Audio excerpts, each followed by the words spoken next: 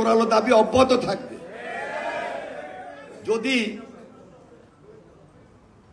সরকার যে পরামর্শ দিয়েছেন, আমি মনে করি বা আমরাও মনে করি এই প্রক্রিয়া যদি মামলা প্রত্যাহার হতে থাকে তাহলে আগামী 1-1.5 বছর আমাদের মামলা উঠবে না।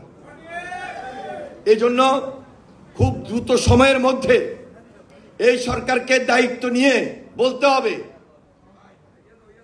ফ্যাসিবাদের বিরুদ্ধে যে সকল অন্যায় মামলা হয়েছে, গায়েবী মামলা হয়েছে, জোর করে মামলা চাপিয়ে দেওয়া হয়েছে, সকল মামলা বিগত 15-16 বছরে যা হয়েছে সমস্ত মামলা আমাদের প্রত্যাহার করে নিতে হবে।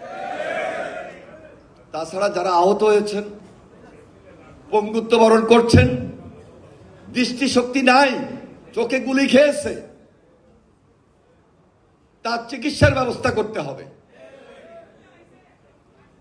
যদি না করেন তাহলে আমাদের মধ্যে যে কষ্ট, এই কষ্ট কিন্তু কাজ করছে। এই জন্য আমি সরকারের কাছে অনুরোধ করছি, আপনারা সংস্কার করবেন, আইন শৃঙ্খলা উন্নতি রেখেই